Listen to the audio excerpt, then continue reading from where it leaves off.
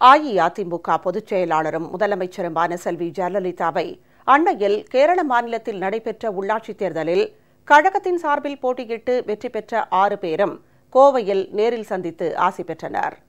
அவர்களுக்கு வாழ்த்து தெரிவித்த முதலமைச்சர் மிகச் சிறப்பாக பணிபுரிந்து கழகத்திற்கு பெருமை சேர்க்க வேண்டும் என கேட்டுக் கொண்டார்.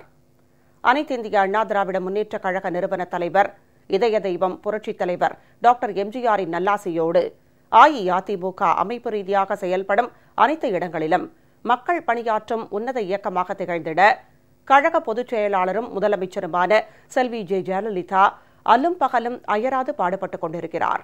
மக்களுக்காக தம்மையே அர்ப்பணித்து வாழும் முதலமைச்சர் செல்வி ஜெயலலிதாவின் முயற்சிகளுக்கு வலு சேர்க்கும் வகையில் கேரள மாநிலத்தில் கடந்த 2 மற்றும் 5ஆம் தேதிகளில் நடைபெற்ற உள்ளாட்சித் தேர்தலில் அஇஅதிமுக சார்பில் போட்டியிட்ட வேட்பாளர்கள் 6 பேர் மகத்தான வெற்றியை பெற்றுள்ளனர்.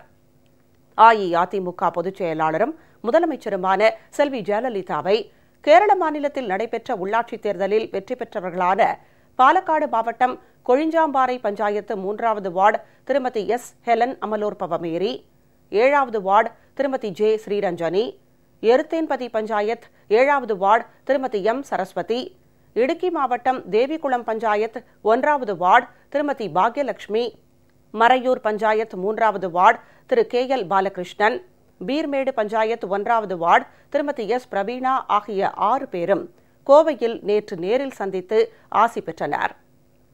கேரள உள்ளாட்சித் தேர்தலில் வெற்றி பெற்ற 6 பேருக்கும் வாழ்த்து தெரிவித்த முதலமைச்சர் செல்வி ஜெயலலிதா மிகச் சிறப்பாக பணிபுரிந்து கழகத்திற்கு பெருமை சேர்க்க வேண்டும் என கேட்டுக் கொண்டார்.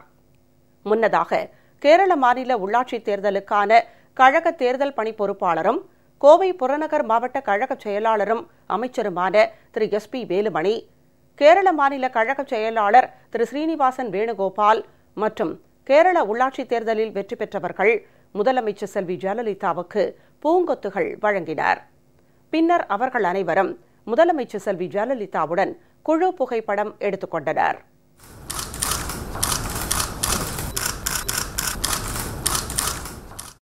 அம்மாவோட ஆசையில வெற்றி பெற்றேன்.